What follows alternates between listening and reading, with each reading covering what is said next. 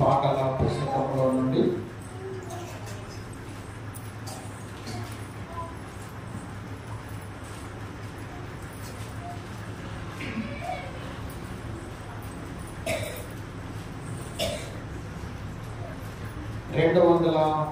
అర్హుడవు నీవే, నీవే మా దేవాని పాట. అర్హుడవు నీవే, నీవే మా దేవా, అర్హుడవు నీవే మా గొప్ప దేవా, అర్హుడవు నీవే, నీవే మా దేవా, అర్హుడవు నీవే మా గొప్ప దేవా. నీ నామమునందే మేము ఆనందింతుము, నీ నామమునందే మేము ఆనందింతుము, నీ దివ్య సన్నిధిలోనే ఆరాధింతుము, నీ దివ్య సన్నిధిలోనే ఆరాధింతుము. అర్హుడవు నీవే, నీవే మా దేవా, అర్హుడవు నీవే మా గొప్ప దేవా, అర్హుడవు నీవే, నీవే మా దేవా, అర్హుడవు నీవే మా గొప్ప దేవా.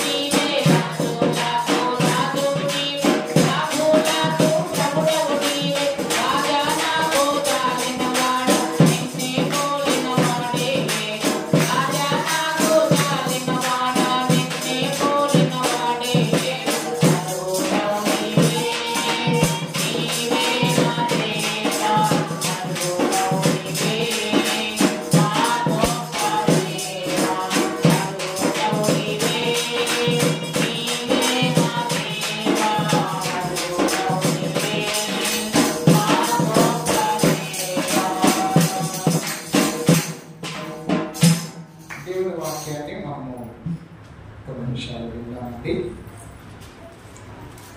ద్వితీయోపదేశకాండం, ద్వితీయోపదేశకాండము 30వ అధ్యాయము 19, 20వ వచనం చదువుకుందాం.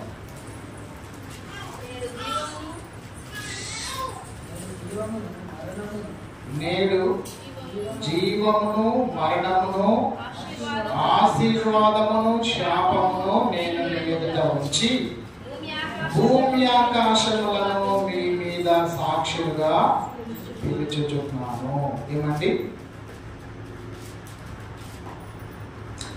దేవునికి మహిమ కలుగును గాక. కొద్దిగా ఎండాకాలము మీకు నీళ్ళు దాహం వేస్తే అక్కడ నీళ్ళు క్యాన్ ఉంది,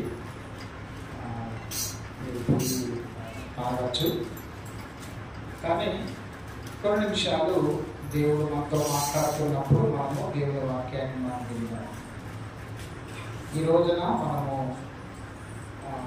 వాక్యాన్ని ధ్యానించే అంశము మనము ఏమి కోరుకోవాలి అనేది. అంటే చెప్పండి ఏమి కోరుకోవాలి? దేవుని బిడ్డలారా, ప్రతి మనిషికి కూడా రకరకాల కోరికలు ఉంటాయి. రకరకాల కోరికలు ఉంటాయి. నేను మిమ్మల్ని ప్రశ్న అడుగుతున్నాను, జవాబు చెప్పండి. కోరికలు లేని మనిషి అంటూ ఈ భూలోకంలో ఎవరైనా ఉంటారా? ఉండరు. ప్రతి ఒక్కరికి ఏదో ఒక కోరిక ఏమండి. కానీ మనము కోరుకునే విషయాలు మన భవిష్యత్తుని నిర్ణయిస్తాయి అనేది మనము తెలుసుకోవాలి. రైట్. మోషే దేవుని ప్రజలైన ఇశ్రాయేలీలకి చెప్తున్నాడు. ఏమంటున్నాడంటే, దేవుడు మన ఎదుట ఏమండి 4 ఉంచినాడంట. ఏంటండి? ఎవరి ఎదుట? మన ఎదుట. ఏమేమంటే, మొదటిది జీవమును మరణం. చెప్పండి, జీవము మరణం. తర్వాత ఆశీర్వాదము శాపం. ఈ 4 కూడా మన ఎదుటున్నాయి. మరి జీవము అంటే పరలోకం. చెప్పండి, జీవము అంటే పరలోకం. ఇక మరణం. తర్వాత ఆశీర్వాదము ఉంది, శాపము ఉంది. ఇప్పుడు చెప్పండి, జీవము అంటే పరలోకం. యేసుక్రీస్తు యోహాను సువార్త 14వ అధ్యాయం 6వ వచనం ఒకసారి చూడండి. ఏమన్నాడో మాట చదువుకుందాం. యోహాను సువార్త 14వ అధ్యాయము 6వ వచనం. యేసు ఏమన్నాడండి? నేనే మార్గమును, సత్యమును, జీవమును. కదండి? ఏమన్నాడండి యేసుక్రీస్తు? నేనే మార్గమును, సత్యమును, జీవమును. ఇప్పుడు జీవం అంటే ఎవరు? ఇప్పుడు జీవము అంటే ఎవరు? యేసుక్రీస్తు. హల్లెలూయా. రెండోది ఏంటంటే, నేను జీవమునై ఉన్నాను. తర్వాత అదే సమయంలో మరి మరణం కూడా మీ ఎదుటుంది. తర్వాత ఆశీర్వాదం ఉంది. రెండవది శాపము. ఎంపిక చేసుకునేవి అది మన నిర్ణయం. ఎంపిక అంటే ఎన్నుకునేది. బాగా వినాలమ్మ, నా వైపు చూడండి. ఈ రోజున నువ్వు ఏ నిర్ణయాలు తీసుకొని ఈ రోజున నువ్వు ఏ విధంగా జీవిస్తావో రేపొద్దున అవి నీకు ఆశీర్వాదాన్నైనా తెస్తాయి, లేకపోతే శాపాన్నైనా తెస్తాయి. సరే, పౌలు ఏమంటున్నాడంటే, పౌలు నేను మంచి పోరాటం పోరాడితిని అంటున్నాడు. చెప్పండి, ఏమన్నాడు? ఎప్పుడు ఈ మాటలు అంటున్నాడంటే, ఆయన బ్రతికున్నప్పుడే. అమ్మా, ఎప్పుడు అంటున్నాడు? ఆయన బ్రతికున్నప్పుడు, వృద్ధాప్యంలోకి వచ్చినాడు, చివరి దశలో ఇంకా చనిపోతాడు అనేటువంటి ఆ సమయంలో అంటున్నాడు. ఏమంటున్నాడు? నేను మంచి పోరాటం పోరాడితిని, విశ్వాసాన్ని కాపాడుకుంటుని, నా పరుగును కడముట్టించి తిని అంటున్నాడు. అంటే ఆయన భూలోకంలో ఏం చేస్తున్నాడంట? దేవుని కొరకు చెప్పాలా? ఏం చేసినాడంట? మంచి పోరాటం పోరాడినాడంట. ఎవరు? పౌలు. ఎవరి కొరకు? ఇంకా మంచి పోరాటం పోరాడిన తర్వాత ఇంకా విశ్వాసాన్ని కాపాడుకున్నాడు. 2వ తిమోతి 4వ అధ్యాయం 7వ వచనం చూడండి. తిమోతికి రాసిన 2వ పత్రిక 4వ అధ్యాయం 7వ వచనం. అది మంచి పోరాటం పోరాడి తిని, నా పరుగును కడముట్టించి తిని, విశ్వాసము కాపాడుకున్నాను, ఇక మీదట నా కొరకు ఏముందంట? అమ్మా చూడండి, క్రైస్తవులు రెండు రకాలు. నా వైపు చూడండి. ఒకరు నిజమైన క్రైస్తవులు, రెండో రకము నామకార్థ క్రైస్తవులు. చెప్పండి ఎంతమంది అంట క్రైస్తవులు? ఎన్ని రకాలు? ఒకరెవరు?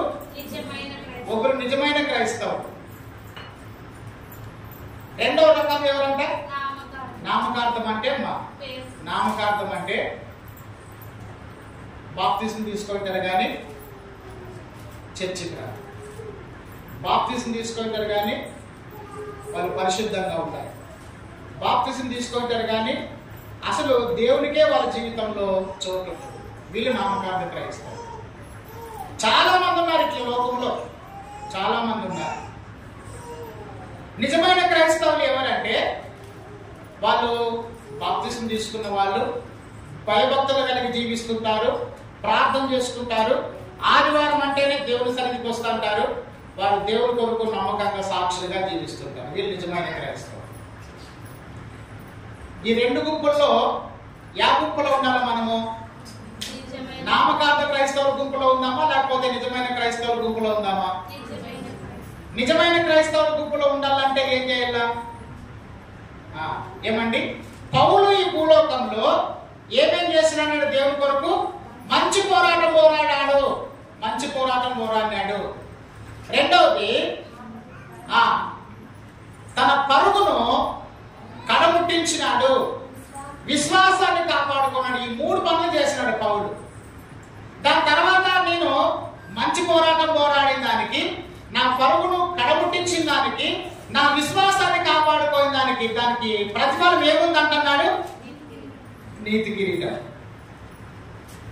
అంటే నువ్వు ఈ భూలోకంలో ఏ విధంగా జీవిస్తావో ఖచ్చితంగా నువ్వు జీవించిన దానికి ఏముంటుందంటే ప్రతిఫలం ఉంటుంది.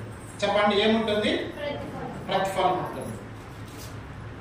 గలతీయులకు రాసిన పత్రిక 6వ అధ్యాయం చూడండి. గలతీయులకు రాసిన పత్రిక 6వ అధ్యాయం 8వ వచనం లేకపోతే 7వ వచనం. గలతీయులకు రాసిన పత్రిక 6వ అధ్యాయం 7వ వచనం. మోసపోవద్దండి, దేవుడు వెక్కిరింపబడడు. అమ్మా ఏమంటాడు దేవుడు? మనుషులంట ఏం విత్తుతాడో ఆ పంటనే కోస్తాడు. ఇది వాస్తవమే కదా? ఇది అబద్ధమా ఈ మాట? ఏమంట? మనుషులు అన్యాయము అనే విత్తనం విత్తితే ఏం కోస్తాడంట? అన్యాయము అనే పంటను కోస్తాడు. నీతి అనే విత్తనం విత్తితే నీతి అనే పంట కోస్తాడు. ఈ భూలోకంలో మనిషి పరిశుద్ధంగా జీవిస్తే పరిశుద్ధంగా జీవించిన దానికి కూడా ప్రతిఫలం ఉంటుంది. ఈ భూలోకంలో దేవుని కొరకు ప్రయాసపడితే దానికి తగ్గ నీకు ప్రతిఫలం ఉంటుంది. ఇప్పుడు పౌలు ఎవరి కొరకు బ్రతికినాడు? పౌలు కోసం బ్రతికినాడా? దేవుడి కోసం బ్రతికినాడా? దేవుడి కోసం బ్రతికినాడు. అందుకోసమే ఏమంటున్నాడు? నా కొరకు నీతి కిరీటం. రోమా పత్రికలో రాయబడిన మాట, ఎవడును తన కొరకే తాను బ్రతకడు అంటారు. ఏమంటున్నాడండి పౌలు? ఎవడును తన కొరకే బ్రతుకుడు. బ్రతికినను చనిపోయినను ఎవరి కోసం బ్రతకాలి? ఎవరి కోసం చనిపోవాలంట? ప్రభు కోసమే బ్రతకాలి, ప్రభు కోసమే చనిపోవాలా? చెప్పండి, ఎవరి కోసం బ్రతకాలా? దేవుని కోసమే బ్రతకాలి. చనిపోతే కూడా దేవుని కోసమే. సందర్భం ఏంటంటే పౌలు తన కొరకు తాను బ్రతకలేదు. నేను మంచి పోరాటం పోరాడినా, నా పరుగును కడముట్టించిన, నా కొరకు నీతి కిరీటం ఉంచబడి ఉన్నది అంటున్నాడు. ఈ విధంగా బ్రతికిద్దాను. అమ్మా నువ్వు ఏం విత్తుతున్నావు ఈ రోజున? నీ జీవితంలో, నీ ఆత్మీయ జీవితంలో నువ్వు దేవుని కొరకు ఏ ఫలాలు విత్తుతున్నావు? నువ్వు దేవుని కొరకు ఏం ప్రయాసపడుతున్నావు? పౌలులాగా ఈ మాట నువ్వు చెప్పగలుగుతావా? నేను ఏమంటున్నాడు? మంచి పోరాటం పోరాడినాను అని నువ్వు చెప్పగలుగుతావా? మంచి పోరాటం అంటే ఏం పోరాటం అది? సువార్త సేవ, దేవుని కొరకు ప్రయాసపడడం, ఆత్మను సంపాదించడం, దేవుని కొరకు ఏమంటే శ్రమలు భరించడం, దేవుని కొరకు హింసలు భరించడం, ఇవన్నీ కూడా చేసి సంఘాలు కట్టినాడు కదండి. పరుగును కడముట్టించినాడు, విశ్వాసాన్ని కాపాడుకున్నాడు. ఒక విశ్వాసిగా పౌలు లాంటి జీవితం జీవించాలి. ఎవరి కొరకు? దేవుడు. ఈ సత్యము చాలా మందికి తెలియదు. ఏమండి దేవుని బిడ్డలారా, మన ఎదుట జీవము ఉందంట, మరణము ఉంది. మన ఎదుట ఆశీర్వాదము ఉంది, శాపము ఉంది. దేవుడు ఏం కోరుకోమంటున్నాడు అంటే మీరు జీవమును కోరుకోనండి అంటున్నాడు. 20 వచనం చూడండి. ద్వితీయోపదేశకాండం 30:20 చదవండి. ద్వితీయోపదేశకాండము 30:20 త్వరగా. మీ పితరులైన అబ్రహాము, ఇస్సాకు, యాకోబులకు తాను ప్రమాణం చేసిన దేశములో మీరు నివసించినట్లు యెహోవాయే నీ ప్రాణమునకును నీ దీర్ఘాయుషునకును మూలమై ఉన్నాడు. కాబట్టి నీ సంతానము బ్రతుకుచు నీ ప్రాణమునకు మూలమై ఉన్న దేవుణ్ణి ప్రేమించి వాక్యాన్ని విని ఆయన హత్తుకున్నట్లుగా ఏం కోరుకోవాలంట? మనం ఏం కోరుకోవాలంట? జీవము అంటే ఎవరని చెప్తున్నాము? యేసుక్రీస్తును కోరుకోవాలి. అందరూ చెప్పండి. ఎవరిని కోరుకోవాలంట? యేసుక్రీస్తును కోరుకోవాలి. ఒకసారి మత్తయి సువార్త దగ్గర అండి,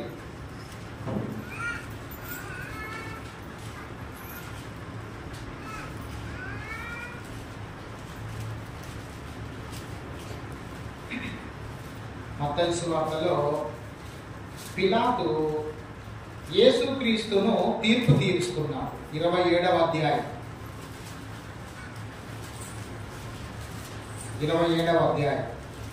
13వ వచనం చదవండి అమ్మా. మత్తయి సువార్త 27వ అధ్యాయం 13వ వచనం. కాబట్టి పిలాతు నీ మీద వీరెన్ని నేరములు మోపుచున్నారో నీవు వినలేదా? ఏమంటున్నాడు పిలాతు యేసుక్రీస్తుతో?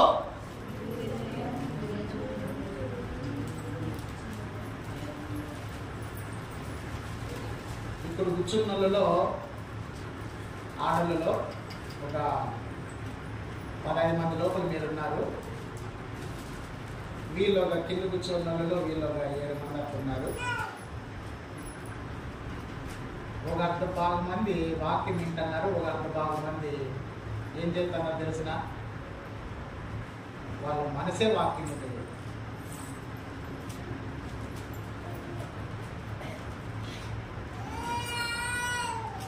కొద్దిగా వాక్యం మీద మనసు పెడితే మీకు ప్రయోజనం.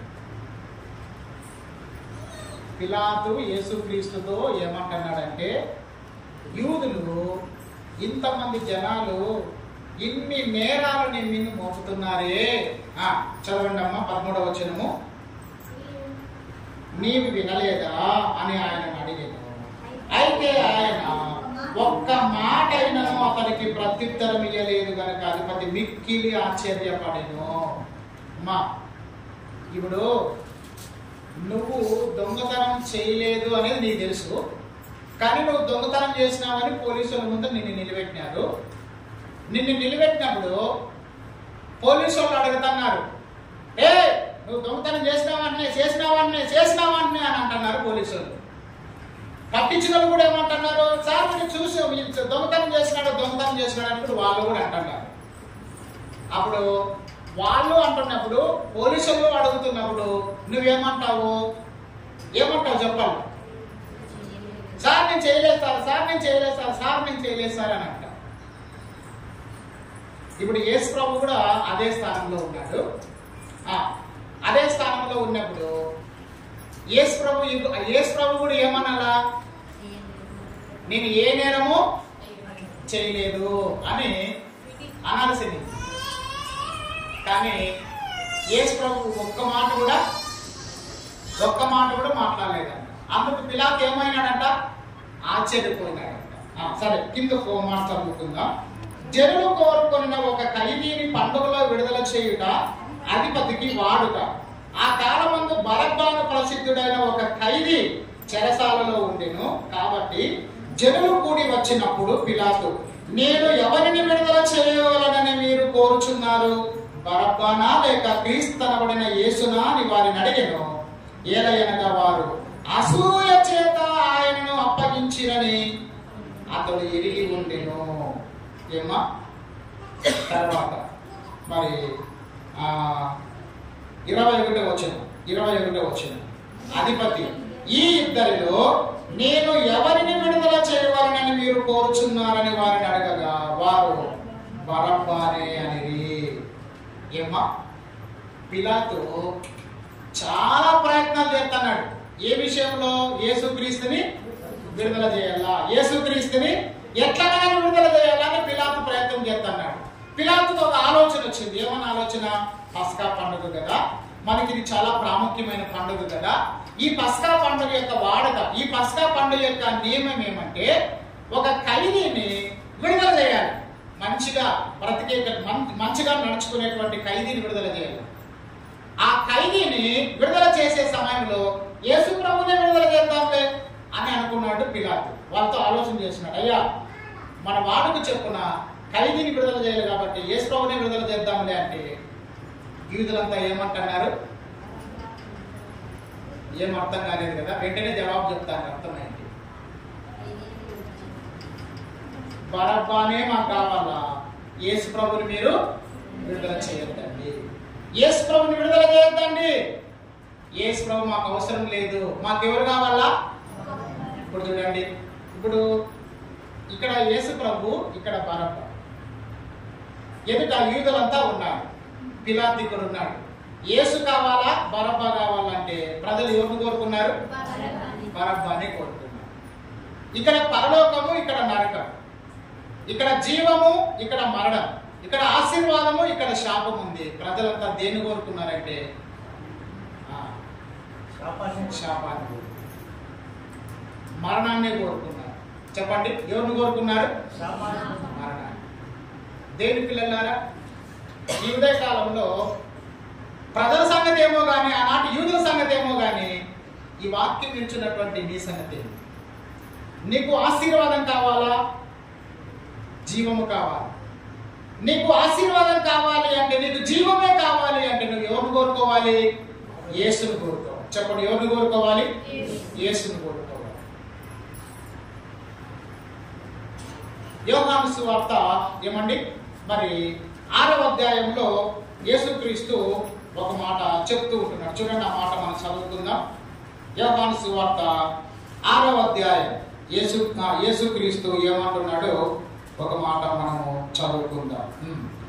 అక్కడ ఏమని రాయబడి ఉంటుంది అంటే, నా ఎద్దుకు వచ్చు వాడిని కదండి. 37వ వచనం, తండ్రి నాకు అనుగ్రహించు వారందరూ నా ఎద్దుకు వస్తారు, నా ఎద్దుకు వచ్చు వారిని నేను ఎంత మాత్రమునో త్రోసివేయను. ఏమండి, ఏమంటున్నాడు యేసుక్రీస్తు? తండ్రి నాకు ఎవరెవరినైతే అనుగ్రహిస్తారో వాళ్ళంతా నా దగ్గరకు వస్తారు. నా దగ్గరికి బందిపోటు దొంగలైనా వచ్చినా, నా దగ్గరికి వ్యభిచారులు వచ్చినా, నా దగ్గరికి నరహంతకులు వచ్చినా, నా దగ్గరికి అబద్ధాలు చెప్పేవాళ్ళు, మోసం చేసేవాళ్ళు ఎంత మంది వచ్చినప్పటికీ కూడా నేను కావాలి అని ఎవరైనా నన్ను అడిగితే, ఇదిగో నువ్వు దొంగవి కదా, నువ్వు వ్యభిచారులు కదా, నువ్వు మోసగాడివి కదా, నువ్వు నరహంతకుడివి కదా, నువ్వు అబద్ధాలు చెప్పేవాడివి కదా, నువ్వు మోసం చేసేవాడివి కదా అని దేవుడు ఎవరిని కూడా కాదనేవాడు. కాదనేవాడా? చెప్పండి, కాదనేవాడా? జక్క ఎవరు? ఎరుకో పట్టణంలో అన్యాయంగా డబ్బు సంపాదించే వ్యక్తి. సమరయ స్త్రీ ఎవరు? సమరయ పట్టణంలో ఒక మరి వ్యభిచారం చేస్తున్నటువంటి స్త్రీ. రాహాబు ఎవరు?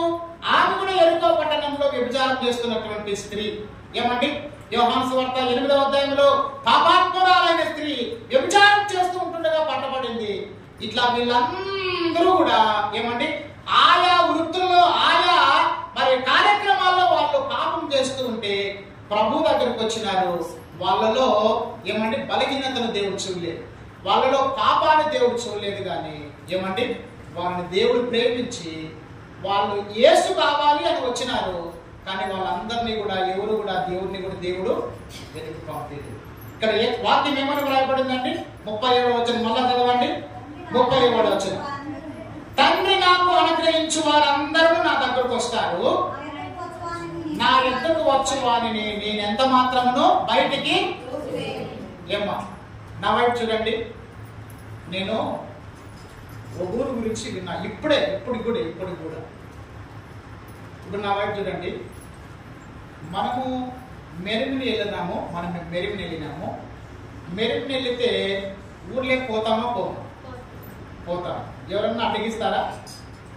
మీరు మా ఊర్లోకి రాకూడదు, మా కాలనీలోకి రాకూడదు, మీరు అని ఎవరు కూడా మనల్ని అడ్డగించరు కదా. ఇప్పటికీ కూడా కొన్ని కాలనీలు, కొన్ని ఊర్లో కొంతమంది ప్రజలు చిన్న స్థాయిలో ఉన్నటువంటి వాళ్ళని ఊర్లోకి రానిరు. ఎందుకు రానిరంటే మీరు ఫలానుండు అని. ఇప్పటికీ కూడా కొన్ని నియమాలు ఉన్నాయి, ఇప్పటికీ కూడా కొన్ని ఆచారాలు, ఇప్పటికీ కూడా కొన్ని కట్టుబాట్లు ఉన్నాయి. వాక్యం రాయబడింది, నువ్వు ఎవరివైనా, నువ్వు ఎంత ఘోర పాపివైనా, నువ్వు ఎంత నరహంతకుడువైనా, నువ్వు ఎన్ని తప్పులు, ఎన్ని అపరాధములు, ఎన్ని దోషములు చేసిన వ్యక్తివైనా కూడా ప్రభువా నేను పాపిని, నా పాపమును క్షమించవా, నీ రక్తములో కడగవా, నీ బిడ్డగా నన్ను చేసుకోవా అని ప్రభు దగ్గరకు వచ్చేవాడిని ప్రభు అంటున్నాడు. నా దగ్గరకు వచ్చే వాళ్ళని నేను ఎంత మాత్రం బయటికి.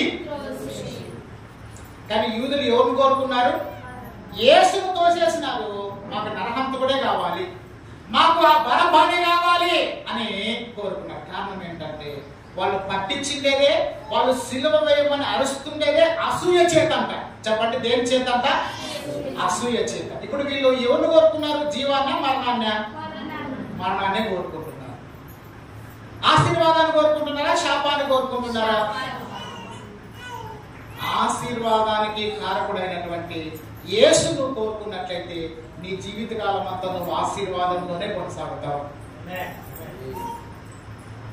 జీవానికి కారకుడు అయినటువంటి, నీ కొరకు ప్రాణం అర్పించి నీ కొరకు మరణించినటువంటి యేసును కోరుకున్నట్లయితే నువ్వు ఈ భూలోకంలో కన్ను మూసిన పరలోకంలో యుగ యుగాలు కూడా నువ్వు ఆయన రాజ్యంలో ఉంటావు.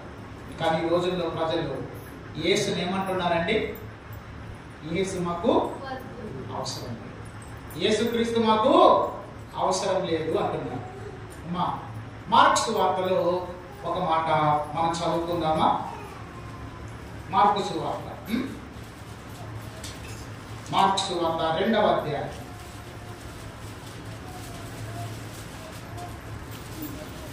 మార్క్స్ వార్త 5వ అధ్యాయం. మార్క్స్ వార్త 5వ అధ్యాయం 14వ వచనం. ఆ పందులు మేపుచున్నవారు పారిపోయి పట్టణములోను గ్రామములలోను ఆ సంగతి తెలియజేసి, తర్వాత ఒక నిమిషం 16వ వచనం.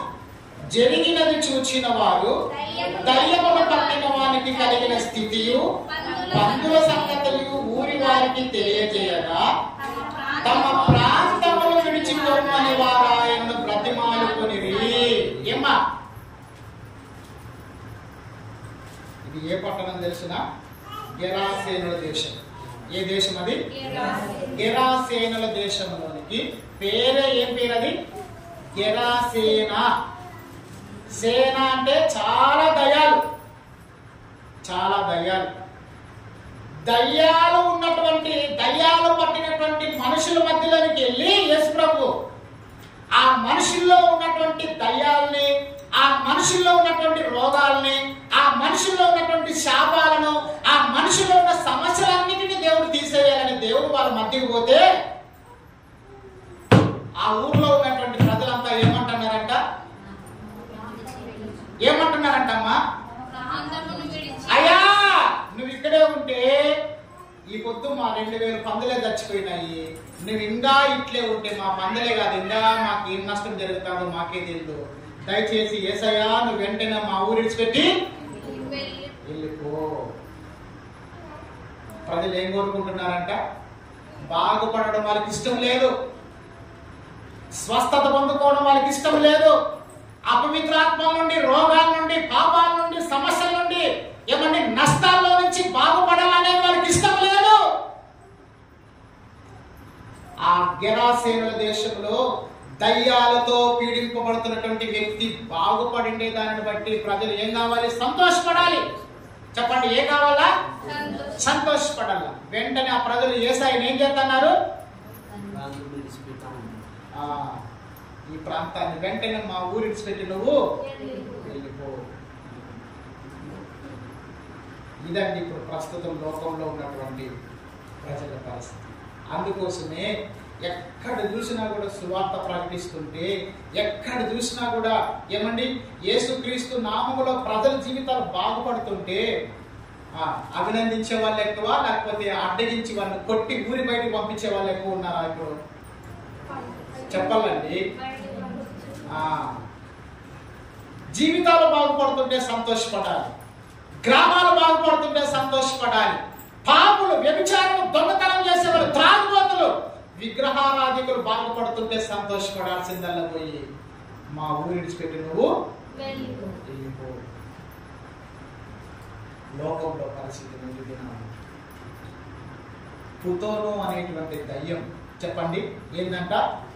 పుతోను అనేటువంటి దయ్యం ఒక చిన్న పాపలో చేరిపోయింటే పౌలు వ్యాకులు పడ్డాడంట. పాపం చూసి వ్యాకులు పడ్డాడంటే అసలు చాలా బాధపడ్డాడంట. అయ్యో, ఈ పాపలో దయ్యం చేరుకొని ఈ పాపని నరకానికి తీసుకొని పోతుంది దయ్యము అని చెప్పేసి వెంటనే పౌలు ఆ పాప పట్ల ప్రేమ కలిగి ఏమన్నాడంటే, దయ్యమా ఆ చిన్న బిడ్డని విడిచిపెట్టి వెళ్ళిపో అంటే పౌలు చెప్పిన మాటని బట్టి ఆ దయ్యం ఆ పాపను విడిచిపెట్టి వెళ్ళిపోయాడు. ఇప్పుడు ఆ ఊరోళ్ళు, అక్కడ ఉన్నటువంటి ప్రజలు, ఆ పాపకు సంబంధించిన బంధువులంతా ఏం పడాలి? ఆ పాపలో దయ్యం పోయినప్పుడు సంతోషపడాలన్నప్పుడు పౌలుని ఏం చేయాలి? అభినందించాలి. అయ్యా, ఈనాళ్ళు కూడా మా పాప దయ్యంతో బాధపడతానికి మీరు వచ్చి బాగా మంచి కార్యం చేసినారయ్యా అని సంతోషపడాలి. పద్మ ఏం చేసినారమ్మా పౌలుని?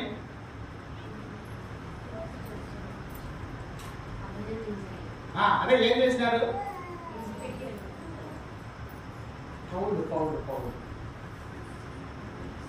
పౌలును శీలని ఇద్దరిని కలిపి ఏం చేసినారంట? చెరసాలలో ఇచ్చినారు. ఇది చేసేది మంచి పనే, చెడ్డ పని?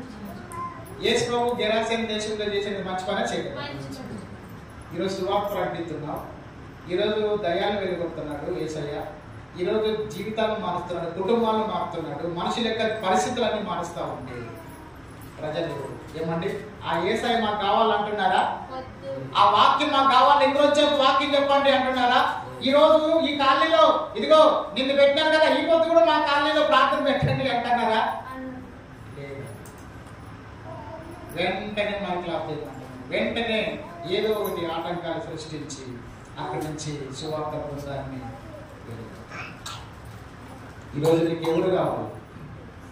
నీ జీవితాన్ని బాగు చేసి యేసయ్య కావాలా, లేకపోతే నువ్వు పాడైపోవడానికి కారణమైనటువంటి అనేకమైనటువంటి పాపపు వ్యసనాలు నీకు కావాలి? ఎవరిని కోరుకుంటావు నువ్వు? ఏమండి చాలా చెట్ల పండ్లు ఏమా చాలా పండ్ల చెట్లు అట్లున్నాయంట అక్కడ ఏదేంతో. తినడానికే ఎక్కువగా వాళ్ళకి ఏమండి ఆ పండ్ల చెట్లను అక్కడ ఉంచినట్టు దేవుడు ఏదేంతో. కానీ తినకూడనటువంటి ఒక చెట్లు ఏమండి ఒక పండు చెట్టు అక్కడ ఉంది. తినేటివే ఎక్కువ ఉన్నాయి, తినకూడనివి ఒకటే ఉంటుంది. కానీ ఆదాములో ఏమ్మా దేని కోరుకున్నారు? తినకూడనటువంటి ఆ ఫలాన్నే వాళ్ళు కోరుకున్నారు కదండి. ఆదామవ్వలు తినకూడనటువంటి పండు తిన్నారు. వెంటనే వాళ్ళలో పాపం ప్రవేశించింది. పాపము వాళ్ళని మరణానికి తీసుకెళ్ళింది. చేసిన పాపాన్ని బట్టి మనిషి మరణించిన తర్వాత ఎక్కడికి పోతున్నాడంటే నరకానికి పోతున్నాడు. ఎక్కడికి పోతున్నాడు? నరకానికి పోతున్నాడు. మనిషిని పాపము నుండి, మరణము నుండి, నరకము నుండి తప్పించడానికి ఆ దేవాది దేవుడైన యేసుక్రీస్తు రక్షకుడుగా ఈ భూలోకంలో జన్మించినాడు. కానీ ప్రజలంతా ఏమంటున్నారు? ఆ రక్షకుడు మాకు అవసరం లేదు, ఆ బోధకుని యొక్క మాటలు మేము వినలేము, ఆయన మాకు అవసరం లేదు, అయ్యా మా ప్రాంతం విడిచి మీరు వెళ్ళిపోండి అంటున్నారు. బాగా వినాలి, యేసుక్రీస్తు ప్రభువుని నమ్మండి, యేసును అంగీకరించండి, దేవుని మందిరానికి రాండి, ప్రార్థన చేసుకోండి అని ఎవరిని బలవంతం చేయడు. ఈ మాట బాగా జాగ్రత్త విను. ఏమా ఎవరిని చెప్పాలి, ఎవరిని బలవంతము చేయడు. యేసు తాను ప్రేమించేటువంటి ప్రజల్ని బలవంతం చేయడు. అయితే ఆ ప్రజలంతకు ప్రజలే, ఆయన దేవుని పోలికలో సృష్టించుకున్నటువంటి ఆయన ప్రజలే ఇష్టపూర్వకముగా ఆయన్ని సేవించాలి, ఇష్టపూర్వకముగా ఆయన రక్షకునిగా కోరుకోవాలి, ఇష్టపూర్వకముగా ఆయన సన్నిధికి రావాలి. ఇప్పుడు నా వైపు చూడండి అమ్మా, మీరు ఈ రోజున మందిరానికి రాండి అని దేవుడు బలవంతం చేసినాడా? ఏం మాట్లాడలేదంటే మీరు మూగోళ్ళే. మూగోళ్ళు ఏమంటారు? మూగ సైడ్ చెప్తారు. మాటలు వచ్చే వాళ్ళు ఏమంటారు? మాట్లాడతారు. మీరు ఎవరు మూగోళ్ళ? మాట్లాడరానిలా? మాట్లాడే వాళ్ళ? మాట్లాడారు. కాబట్టి ఏం చేయాలా? మిమ్మల్ని ఎవరైనా బలవంతం చేసినారా? పాస్టర్ బలవంతం చేసినాడా? మీరంతటి మీద ఇష్టపూర్వకంగా దేవుని సన్నిధికి వచ్చినారు. ఇదే దేవుడు కోరుకునేది. ఏమండి ఆనాడు తినవలసినవి ఎక్కువ, వృక్ష ఫలాల చెట్లు ఉన్నాయి, తినకూడదు ఒకటి ఉంది. మరి దాన్ని కూడా ఎందుకు కొనిపించాలి దేవుడు? దాన్ని కూడా ఎందుకు అక్కడ పెట్టాలి దేవుడు? ఎందుకు దాన్ని అక్కడికి పెట్టాలి అంటే కదండి, మనుషులు ఏం కోరుకుంటారు? నన్నా లేకపోతే పాపాన్ని? జీవమునైనటువంటి నన్ను కోరుకుంటారా లేకపోతే మరణాన్ని కోరుకుంటారా అనేది దేవుడు వాళ్ళ యొక్క నిర్ణయానికే వదిలేసినారు. ఈ రోజున ఎక్కువ మంది ప్రజలు ఏమో, ఈరోజు మనమందరము కూడా, మన సంఘంలో ఇంతమంది అయినా ఉండేది చెప్పాలి, మన సంఘంలో ఇంతమంది అయినా ఉండేది చాలా మంది ఉన్నారు. మరి చాలా మంది ఉన్నప్పుడు ఈ రోజున ఈ ఆదివారం దినాన దేన్ని కోరుకున్నారంటే కదండి, ఆయన సన్నిధికి రావాలనేటువంటి ఆలోచనలు లేదు. నాకు దేవుడు కావాలి, ప్రభుతో సహవాసం కావాలి, నాకు ప్రభుని ఆరాధించేది నాకు అవసరం అనేటువంటి ఆలోచనలు లేదు కదండి. ఒకసారంట యేసుక్రీస్తు దగ్గరికి 10 మంది కుష్ఠరోగులు వచ్చినారు. చెప్పండి, ఎంతమంది వచ్చినారు? 10 మంది కుష్ఠరోగులు. 10 మంది కుష్ఠరోగులు వస్తే ఏమన్నారంటే యేసయ్యతో, మమ్మల్ని బాగు చేయి ప్రభు అని అడిగినారు. వెంటనే వాళ్ళని బాగు చేయాలనుకున్నాడు. మీరు వెళ్ళి ఈ కుష్ఠవ్యాధి పోయిన యాజకులు కనపరచుకోకపోండి అని పంపించినారు. ఏమో బహుశా ఈ నుంచి వైఎస్ఆర్ గ్రామంతో దూరం అనుకుందాం. మార్గ మధ్యంలో ఇంకా పోయే లోపలే వాళ్ళు ఏమైనారంట? బాగుపడ్డారు, స్వస్థత పొందుకున్నారు. ఆ 10 మందిలో ఒకరు మాత్రమే, ఎవరంటే అన్యుడు, సమరయుడు. మళ్ళా రిటర్న్ వచ్చి యేసు ప్రభు దగ్గరకు వచ్చి, ప్రభువా నేను కుష్ఠవ్యాధితో నేను బాధపడుతుంటే నా రోగాన్ని బాగు చేసినందుకు నీకు చాలా చాలా చాలా చాలా థ్యాంక్స్ ప్రభు అని వచ్చి సంతోషంతో ప్రభువుని బిగ్గరగా మహింపరిచాడు. మిగతా 9 మంది యేసు ప్రభు దగ్గరికి రాలేదు. చెప్పండి, యేసు ప్రభు దగ్గరికి రాలేదు. ఆ వ్యక్తితో అడుగుతున్నాడు. ఏమని అడుగుతున్నాడంటే, అయ్యా 10 మంది సిద్ధులైనారు కదా, అంటే 10 మంది బాగైపోయినారు కదా, బాగా కావాలని అడిగేటప్పుడేమో అందరూ వచ్చినారు, బాగా అయిపోయిన తర్వాత కదండి 9 మంది రాలేదు, ఆ 9 మంది ఎక్కడా అని ఆ వ్యక్తితో అడుగుతుంది.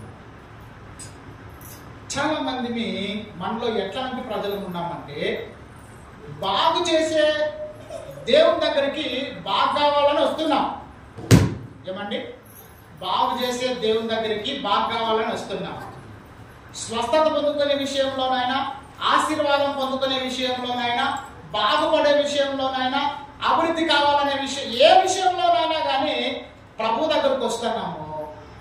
ఆశీర్వాదాలు పొందుకున్న తర్వాత ఆశీర్వాదానికి కారకుడైనటువంటి ఆ దేవుని మాత్రం ఏం చేస్తున్నాము? మర్చిపోతున్నాం. చెప్పండి, ఏం చేస్తున్నామంట? మర్చిపోతున్నాం. బాగలేక బాగలేకోకున్నప్పుడు ప్రార్థన చేసుకున్నంతగా, బాగలేకోకున్నప్పుడు సమస్యల్లో శ్రమంలో ఉన్నప్పుడు ప్రార్థన చేసుకున్నంతగా మనము బాగైన తర్వాత అన్ని అనుకూలాలు బాగున్నప్పుడు ఆ భారంతో ప్రార్థన చేసుకోగలుగుతామా? కొంతమంది జీవితాలు ఎట్లున్నాయంటే కష్టాలు వచ్చినప్పుడు బాగా శ్రద్ధగా భక్తితో మరి దేవుని మందిరానికి వస్తుంటారు, ప్రార్థన చేసుకుంటారు. పరిస్థితులన్నీ అనుకూలంగా ఉన్నప్పుడు కదండి దేవుణ్ణి ఏం చేస్తుంటారంటే నిర్లక్ష్యము చేస్తారు. ఆదాము ఎవరిని కోరుకున్నారు? మరణాన్ని కోరుకున్నారా లేదా? మరణాన్ని కోరుకున్నారు. కాబట్టి మరణం ఇప్పటికీ కూడా ఏమంటే పుట్టిన ప్రతి మనిషికి కూడా మరణం వచ్చింది అంటే ఎవరి ద్వారా? ఆనాటి ఆదాము. ఆనాటి యూదులు ఎవరిని కోరుకున్నారు? బరబ్బానా యేసునా? బరబ్బానే కోరుకున్నారు. యేసయ్య అంటున్నాడు, మీరు ఒకవేళ బరబ్బాను కోరుకున్నా కూడా నాకేం నష్టమేం లేదు, కానీ మీ కొరకు నేను ఈ శిక్ష అనుభవించాలని తండ్రి నన్ను ఈ లోకానికి మీ కొరకు రక్తం కార్చాలని, మీ పాపపు శిక్ష నుండి కూడా మీకు విడుదల రావాలనే నేను ఈ శ్రమలు పొందుతున్నానని యేసుక్రీస్తు సంతోషముగా సిలువ వేయబడ్డాడు, సంతోషముగా శిక్ష భరించినాడు, సంతోషముగా యేసుక్రీస్తు మరణించినాడు.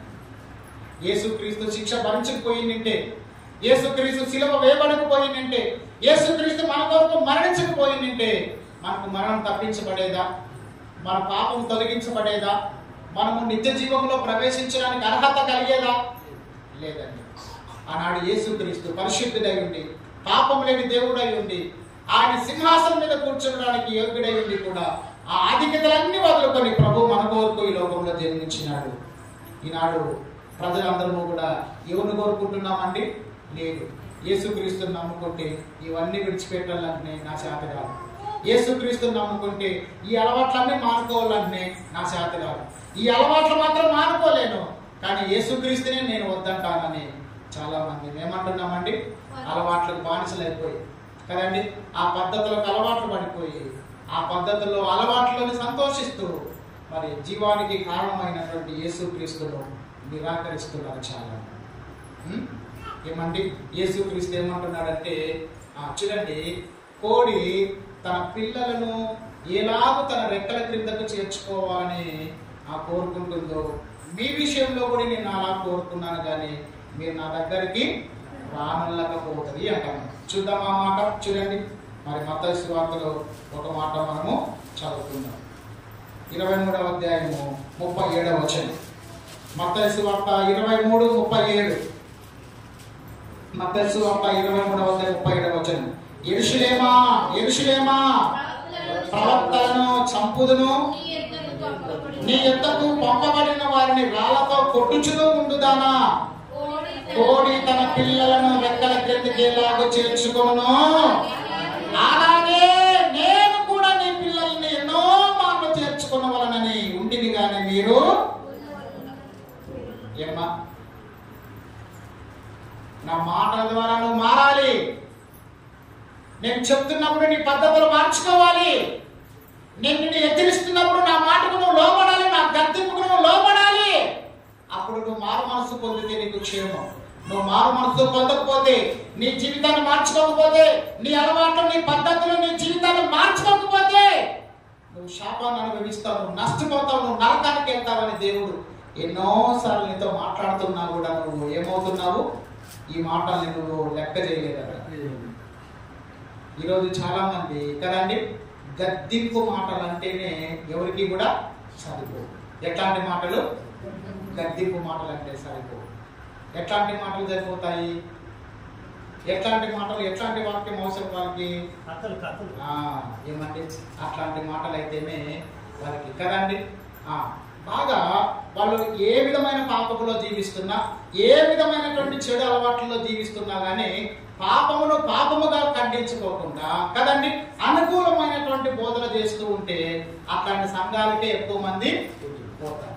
అట్లాంటి బోధకుల్ని ఎక్కువ మంది ఇష్టపడుతున్నారు. అట్లాంటి చర్చిలకే ఎక్కువగా చాలా మంది వెళ్తూ ఉంటున్నారు దేవుని పిల్లలు.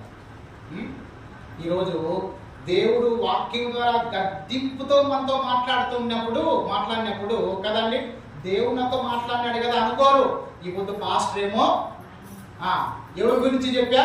నా దిక్కే చూసుకుంట నన్నే ఏలెత్తి చూపించి నా గురించే చెప్పిపోద్దని చాలా మంది అనుకోని మళ్ళా మరుసటి నా కొద్దే రాకోకుండా అయిపోయిండే వాళ్ళు చాలా మంది ఉన్నారండి. ఓ మాట చెప్పదునా, మాట్లాడేది పాస్టరా దేవుడు? ఈ వాక్యం ఎవరిది? మనుషులదా దేవుందా? దేవుందండి, దేవుడు.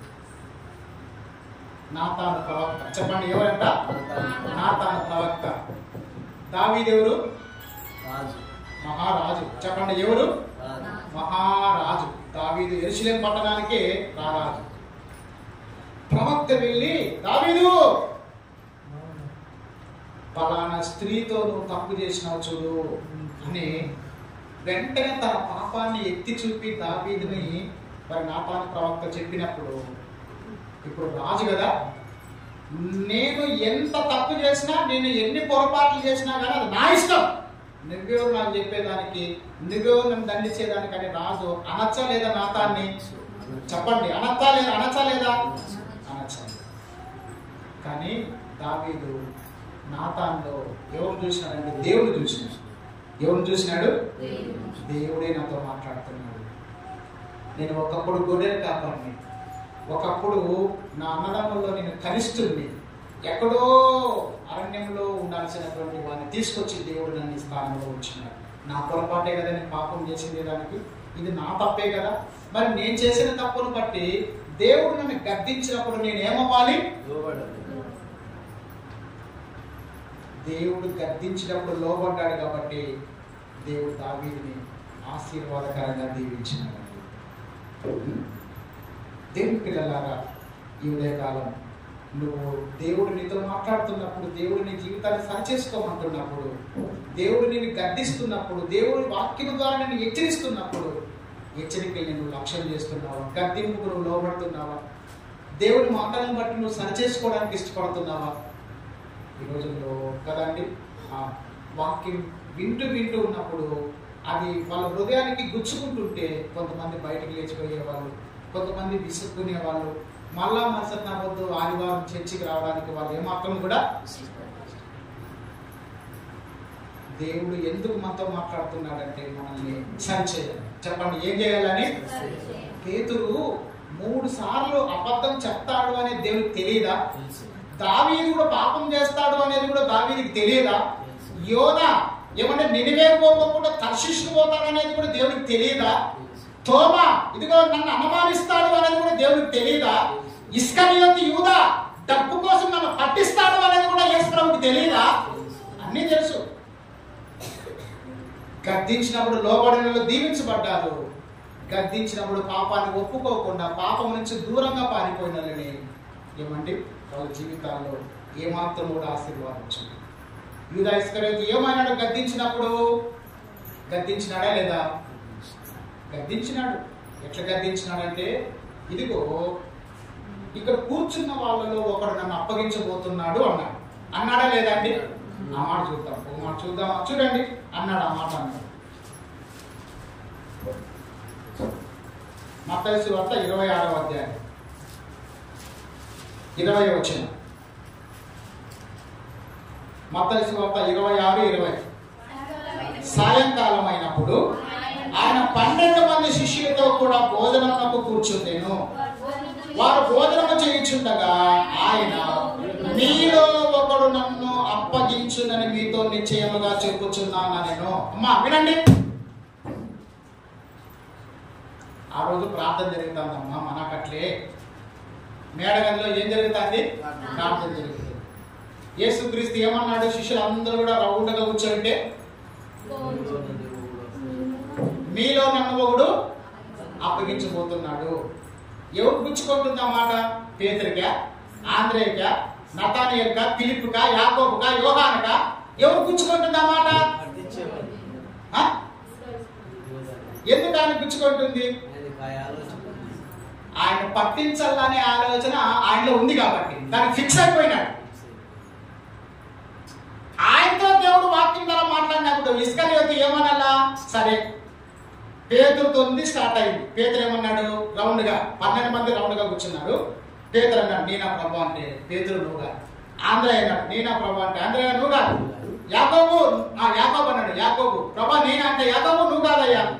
లాస్ట్ ఎవరి వంతు వచ్చింది? యూదా వంతు వచ్చింది. యూదా అప్పుడన్నా కానీ తన ఆలోచన ఏం చేసుకోవాలి? మార్చుకున్నాడా? ఎన్నిసార్లు దేవునితో మాట్లాడాలి? ఎన్ని ప్రసంగాల ద్వారా దేవుడిని హెచ్చరించాలి? మార్చుకోవాలి కదా నీ జీవితాన్ని, నీ అలవాట్లని, పద్ధతుల్ని, నీ ప్రవర్తనని మార్చుకోవాలి కదా. మార్చుకోకపోతే నీ పరిస్థితి యూదాలాగా అయిపోతుంది. ఒకసారి ఆలోచించు. అఫ్ కోర్స్ దేవుడు 10 మంది కూడా కన్యకలు ఉన్నారు ఆ సమయంలో. ఎంతమంది ఉన్నారంట? దేవుడు 10 మంది కూడా పరలోకానికి రావాలని కోరుకున్నాడు. ఎంతమంది? ఒక చర్చిలో 10 మంది ఉన్నారు, ఒక చర్చిలో 100 మంది ఉన్నారు. బాగా వినాలి అమ్మా. ఎంతమంది అంట? సరే సరే సరే సరే నా వైపు చూడండి. లూకాసు వార్త 15వ అధ్యాయం. ఇది మీకు అర్థం కావాలంటే లూకాసు వార్త 15వ అధ్యాయం 7వ వచనం. అమ్మా కొంతమంది కీర్తనే ఉన్నారు, సరేనా? అటువలే మారు మనసు అక్కరలేని, అంటే దీని అర్థం ఏమంటే ఒక చర్చిలో 100 మంది ఉన్నారంట, ఒక చర్చిలో 10 మంది ఉన్నారండి విశ్వాసులు. 100 మంది ఉండే సంఘం ఎక్కువ, 10 మంది ఉండే సంఘం ఎక్కువ? శిరీష, 100 మంది ఉండే సంఘమే ఎక్కువ. 100 మంది ఉండే సంఘంలో ఆ 100 మందిలో ఒక్కరే మారు మనసు కలిగి ఉన్నారంట. మిగతా 99 మందికి ఏం లేదు, మారు మనసు లేదంటే అర్థం ఏమి? ఒక్కరు కూడా వాక్యానుసారంగా జీవించే వాళ్ళే లేదు. నా వైపు చూడండి, ముగిస్తున్నాను. 11:30 అయింది. ఎందుకంటే కొద్దిగా ఎండ ఎక్కువ ఉంది. ఒక చర్చిలో పాస్టర్ వాక్యం చెప్తా ఉన్నారు. వాక్యం చెప్తా ఉంటే ఈరోజు మన ప్రసంగము యోహాను 3:16 మీద అన్నాడంట. ఏమన్నాడంట? ఈరోజు మన ప్రసంగము యాది చెప్పండి అమ్మా. యోహాను 3:16 ఈరోజు మన ప్రసంగం దాని మీదే అన్నాడంట. అంటేనే ఇప్పుడు కూర్చుండే వాళ్ళు మొగళ్ళు ఒకటికి ఏమొచ్చింది చెప్పండి అమ్మా? ఏమొచ్చింది? రోషం వచ్చిందండి, కోపం వచ్చిందండి. యోహాను 3:16 అని అట్టే అంటున్నాడంట. ఏ పాస్టర్ ఆపు అన్నాడంట. ఏమి తప్పితే నీకు ఇంకా ఏమైంది? వాక్యాలే దొరకలేదా? దీని మీద కాకుండా నీకు వేరే దాని మీద చెప్పలేవా అని అన్నాడు. అయ్యా ఈరోజు దేవుడు నాతో మాట్లాడమనింది యోహాను 3:16 మీదేనయ్యా, ఇదే నేను చెప్పాలని దేవుడు నాకు చెప్పినాడు అయ్యా అంటే, బాగా చెప్పినలే దేవుడు, వేరే చెప్పు అంటున్నాడు. ఆ దేవుడు సంగపెద్ద కాబట్టి పాస్టర్ ఏమంటున్నాడు అట్లా అంటాను. కారణం ఏంటంటే ఆ పేరు ఏం పేరంట? యోహాను. ఇంకా 3 అంటే ఆమెకి 3 భార్యలంట. ఆ 3 భార్యలకి ఎంతమంది పిల్లలంట? 16 మంది పిల్లలు. అప్పుడేమంటున్నాడు ఆయన? ఆ అంశం నింద ప్రసంగము చెప్పకూడదు. దేవుని పిల్లలారా, మన జీవితాలు ఒకవేళ వాక్యానికి విరుద్ధంగా ఉన్నప్పుడు మనం ఏం చేసుకోవాలి? సరి చేసుకోవాలి. మన పద్ధతిని మార్చుకోవాలి. ఎందుకంటే ఒకవేళ అవును ఓ మాట చెప్తాను వినండి. ఒకవేళ మరణాత అనే మాటకు అర్థమేమి? యేసు త్వరగా రమ్ము అనేది అర్థం. ఏమంట? యేసు త్వరగా రమ్ము. యేసు త్వరగా రమ్ము అని ఒకవేళ ప్రార్థన చేస్తే ఇప్పుడే వచ్చిన అనుకో యేసయ్య, ఇప్పుడే వస్తే చర్చికి రాకోకుండే వాళ్ళ పరిస్థితి ఏమి? ఎవరి పరిస్థితి? చర్చికి ఈ ఆదివారం చర్చికి రాకోకుండే వాళ్ళ పరిస్థితి ఏమి? ఇక్కడ కూర్చున్న వాళ్ళలో కూడా ఇంకా చాలా మంది దేవుని నమ్ముకున్నా కానీ అలవాట్లు మార్చుకోకుండా దేవునికి విరుద్ధంగా జీవిస్తున్న వాళ్ళ పరిస్థితి కలిగి వస్తే సరే ఎత్తపడతామా? అందుకని ఆయన తన రాకడని ఏం చేస్తున్నాడు? ఎందుకు ఆలస్యం చేస్తున్నాడు? ఈ ప్రపంచంలో ఇంకా ఎంతో మంది మారు మనసు పొందారు. ఇక్కడ కూర్చున్న వాళ్ళలో ఏముందల్లా మారు మనసు పొందారు. అందుకని 99 మంది మారు మనసు అక్కడే లేనటువంటి నీతిమంతుల కంటే మారు మనసు పొంది ఒక పాపే దేవునికి ఇష్టము. ఏమండి ఈ సమయంలో దేవుని పిల్లలాగా దేవుడు నీతో మాట్లాడుతున్నప్పుడు దావీదు ఏమన్నాడు చెప్పండి? దావీదు ఏమన్నాడండి? ప్రభువా నాతాను ప్రవక్త ద్వారా నాతో మాట్లాడినావయ్యా, ఇదిగో నా తప్పైంది ప్రభువా, నేను పాపం చేసినానని వెంటనే పశ్చాత్తాపడ్డాడు. ఎవరు? నేను రాజును కదా, నేను ఏమైనా చేసే అధికారం నాకు లేదా, నువ్వెవరు అనింటే ఆ రోజు నాతాను ప్రవక్త మీద కాదు తిరుగుబడి. ఎవరు? దావీదు. ఎవరి మీద? దేవుని మీద తిరుగుబడేవాడు.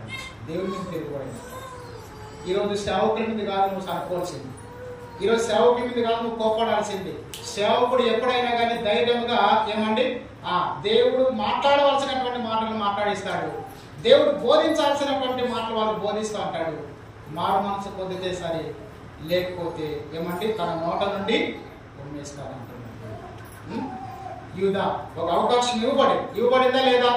చూడండి ఇప్పుడు మత్తయి సువార్త 26వ అధ్యాయము 5 మాట చదువుకొని ఇంకా ముగించుకుందాం. 21వ వచనం మత్తయి సువార్త 26-25. వారు భోజనము చేయించుండగా ఆయన, మీలో ఒకడు నన్ను అప్పగించని మీతో నిశ్చయముగా చెప్పుచున్నాను నేను. అందుకు వారు బహు దుఃఖపడి ప్రతి వాడును వాళ్ళకి ఎందుకు బాధ వేసిందంట? చెప్పండి వాళ్ళకి ఎందుకు బాధ వేసిందంట? ఇప్పుడు యూదా ఒక్కని ఉద్దేశించి అన్నాడు, యూదా నువ్వే నన్ను అప్పగించబోతున్నావయ్యా అనొచ్చు కదా డైరెక్ట్ గా యూదాతో. కానీ ఏమంటున్నాడు? మీలో ఒకడు అన్నాడు. ఆ ఒకడు ఎవరో కూడా వాళ్ళకి తెలియదు, కానీ యేసయ్యకే తెలుసు. కానీ మిగతా వాళ్ళందరికీ బాధ వేసిందంట. ఎందుకు బాధ వేసింది? అయ్యో ఎంతగా ప్రేమిస్తున్నాను నేను యేసయ్యని అంటే వాళ్ళ విశ్వాసాన్ని, వాళ్ళ యొక్క నీతిని, వాళ్ళ యొక్క ప్రేమను, వాళ్ళ ఆసక్తిని, వాళ్ళలో ఉన్నటువంటి ప్రేమలు, వాళ్ళలో ఉన్నటువంటి ఆసక్తులు దేవునికి తెలుసు. అందుకనే నీతిగా జీవించే వాళ్ళు ఏమండి ఖచ్చితంగా వాళ్ళకి దేవుని వాక్యానికి వాళ్ళు ఏమవుతారు? లోబడతారు. గద్దింపుని ఎక్కువగా ఇష్టపడతారు వాళ్ళు. దేవుడికి భయపడే వాళ్ళు ఏం చేస్తారు తెలుసా? చెప్పాలి, గద్దింపుకు ఇష్టపడతారు, గద్దింపుకి ఇష్టపడతారు. నా వైపు చూడండి, ముగిస్తున్నాను అన్నాను కదా. ఇప్పుడు మా వాడు ఉన్నాడు, చింటుగా ఉన్నాడు. చింటు ఏదైనా తప్పు పని చేస్తున్నప్పుడు చింటును దండించే అధికారం, గద్దించే అధికారం ఎవరికి ఉంటుంది? నాకే. ఎందుకు? నేను నా కొడుకు తండ్రిని కాబట్టి వాడు నాకు కొడుకు కాబట్టి. ఎందుకు? తప్పు చేస్తున్నాడు కాబట్టి నేను గద్దించాలి. ఇప్పుడు గద్దించకపోతే చెప్పాలి, ఇప్పుడు గద్దించకపోతే ఇప్పుడు వాడు ఏడుస్తాడని నేను వాడిని కొట్టిపోతే రేపు పొద్దున వాడిని బట్టి నేను ఏడుస్తా. అవునా కాదమ్మా? ఇప్పుడు వాడు ఏడుస్తాడని నేను వాడిని గద్దించకపోతే చెడిపోయేది ఎవరి జీవితము? వాడి జీవితం. అందుకని ఏం చేయాలి ఒక తండ్రిగా? ఇప్పుడు నువ్వు బాధపడతావని, ఇప్పుడు నువ్వు చాలా మొహమాట పడతావు, ఇప్పుడు నువ్వు చాలా ఇబ్బంది పడతావని, నువ్వు చాలా ఫీల్ అవుతావని కదండి. ఇక్కడ దేవుడు నీతో నీ పాపాన్ని ఎత్తి చూపకపోతే, నీ అవిశ్వాసాన్ని, నీ పాప జీవితాన్ని దేవుడు వేరెత్తి చూపకపోతే కదండి, ఆ పాపం నుంచి నువ్వు బయటకు రాలేవు. నీ పాప జీవితాన్ని నువ్వు సరి చేసుకోలేవు. నువ్వు ఫీల్ అయినా పర్లేదు, నువ్వు బాధపడినా పర్లేదు. ఏమండి వాక్యానికి లోబడే వాళ్ళు గద్దింపుకి ఇష్టపడతారు అన్నారు. అవునా కాదా? మీరు ఎవరు వాక్యాన్ని ప్రేమించే వాళ్ళే కదా, దేవుని ప్రేమించే వాళ్ళే కదా, ఆశీర్వాదంగా ఉండాలనుకునే వాళ్ళే కదా. అలాంటప్పుడు మీరు ఏం కావాలి? గద్దింపుకు మీరు ఇష్టపడాలి, గద్దింపుకి ఇష్టపడాలి, లోబడాలి. దేవుని పిల్లల వాక్యం మనల్ని సరిచేస్తుంది అనండి. వాక్యం మనల్ని, దేవుని మాట మన జీవితాన్ని మార్పు తెలుస్తుంది. చూడండి ఆ మాట చదువుకొని ఇంకా మనం నేర్చుకుందాం. 25వ వచనం. ఆయన అప్పగించిన యూదా బోధకుడా నేనా అనే అడుగగా ఆయన నీవన్నట్టే అనెను. ఏమ్మా ఏమన్నాడంట? ఇప్పుడు అదే 26వ అధ్యాయంలో 47వ వచనం, అదే 26వ అధ్యాయం 47వ వచనం.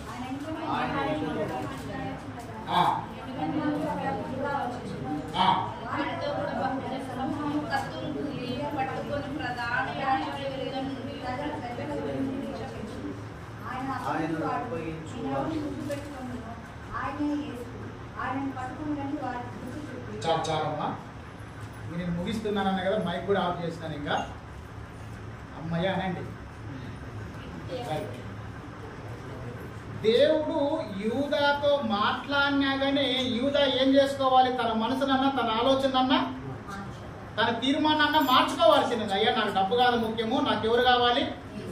నాకు యేసు కావాలి. ఈ 33 వెండి నాణాలతో నేను పరలోకాన్ని సంపాదించుకోవాలి. యేసు నా కొరకు ఈ లోకానికి వచ్చిందేదే నా కొరకు ప్రాణం పెట్టడానికి, నా పాపాలను తీసివేయడానికి.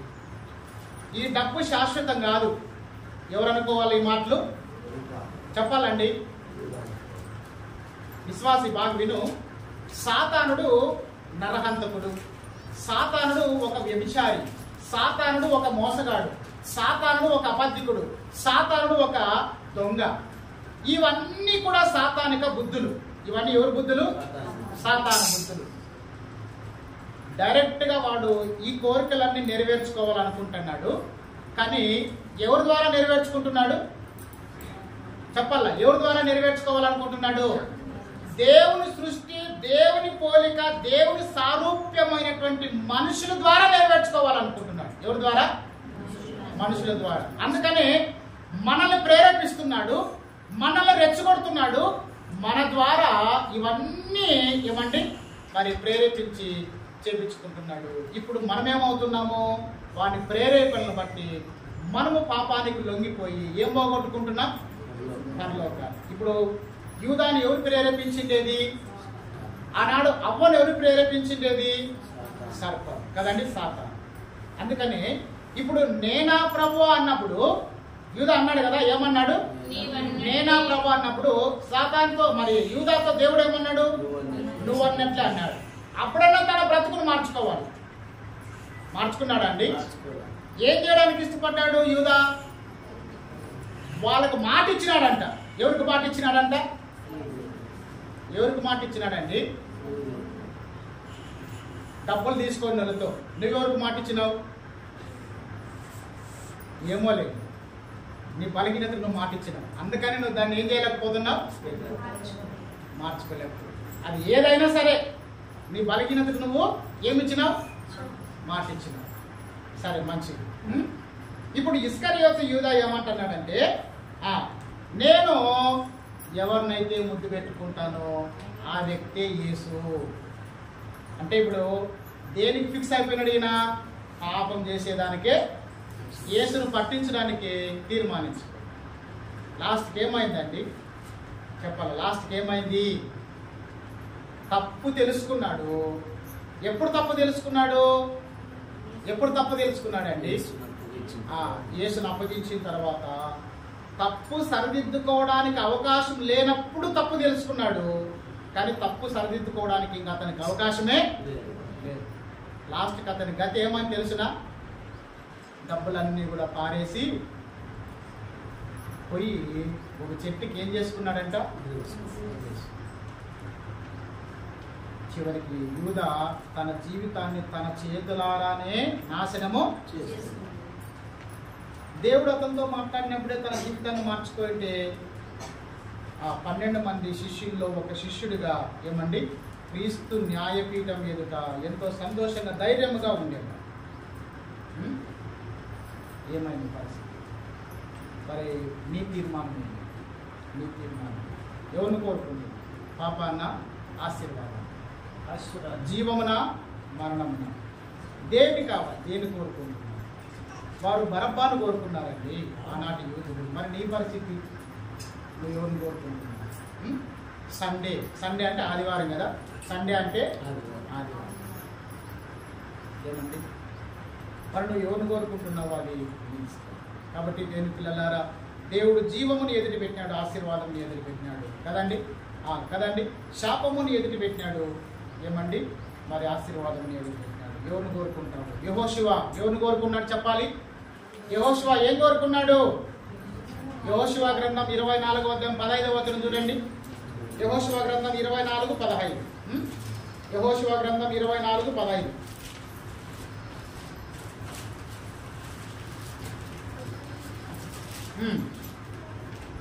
యెహోవాను సేవించుట మీ దృష్టికి కీడును తోచిన ఎడల మీరు ఎవరిని సేవించెదరు? నది ఎద్దరని మీ పితరులు సేవించిన దేవతను సేవించెదరు. అమోరీయుల దేశమున మీరు నివసించుచున్నారే, వారి దేవతలను సేవించెదరు నేడు మీరు కోరుకోనండి. మీరు ఎవరిని కోరుకొనను? ఎవరిని సేవింప కోరుకొనను? నేనును నా ఇంటి వారిని యెహోవానే. అందరూ చెప్పండి, నేనును. అయ్యయ్యో, నేనును నేను చెప్పినట్టు నేనును నా ఇంటి వారును యెహోవానే సేవిస్తాము. ముగిస్తానన్నాను కదా.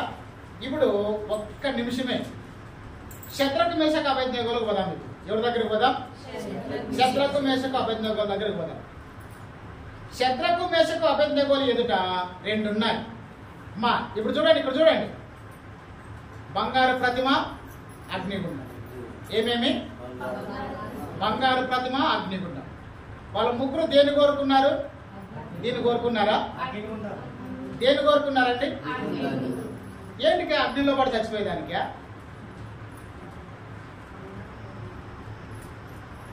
అగ్నిగుండాన్ని ఎందుకు కోరుకున్నారంటే, అగ్నిగుండంలో పడి ఏమండి ఈ బంగారు ప్రతిమకు మొక్కి అగ్నిగుండంలో పడి నరకానికి పోయేదానికంటే కదండి దేవుని కొరకు నిలబడి అగ్నిగుండంలోనికి పోయి దేవుని కొరకు హతసాక్షులు అయ్యేదే మేలు. కానీ వాళ్ళు అగ్నిగుండంలోనికి త్రోసివేయబడ్డా కూడా వాళ్ళని ఏమన్నా దేవుడు ఏమన్నా చంపినాడా? ఏం చేసినాడంటే దేవుడు వాళ్ళని కాపాడినాడు. దేశమే మారు మనసు పొందినారండి వాళ్ళ ముగ్గురుని బట్టి. ఇక దానియేలుని బట్టి మొత్తము ముగ్గురు రాజులు ఏమండి దానియేలు ముగ్గురు రాజుల కాలంలో వాళ్ళు జీవించినారు. ఒక రాజు పరిపాలన కింద కాదు, ముగ్గురు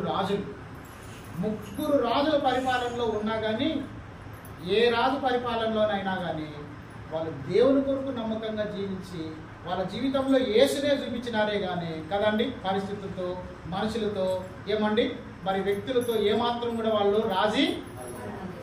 అది నిజమైన భక్తి. దేవునికి మహిమ కలుగును గాక. నాగల చేతి వస్తే పాలు పోస్తారు,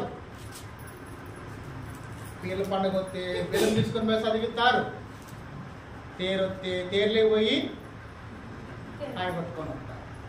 నిజమైన భక్త. అది నిజమైన భక్త. పెద్ద ఆయన అంటున్నాడు దేవుడు వస్తే దేవుడు. అది నిజమైన భక్త చెప్పాలండి. వాటికి పోతావు ఉట్టికి ఎక్కువ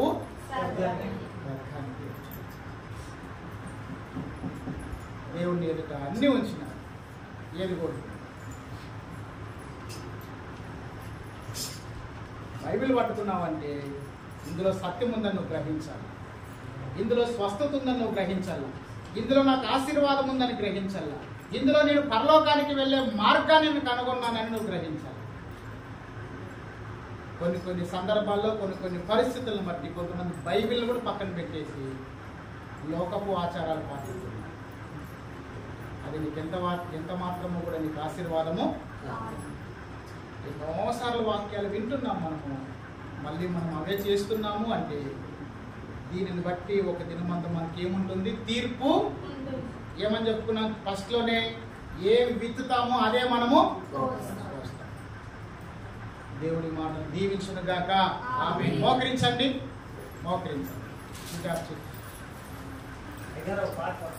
అన్నా ఇప్పుడు కాదు, ఇప్పుడు ఆరాధన పాడదాం లేదు. బళ్ళారి పోతారా? సరే, ఒక 2 నిమిషాలు అయ్యగారి కోరిక మేరకు పాట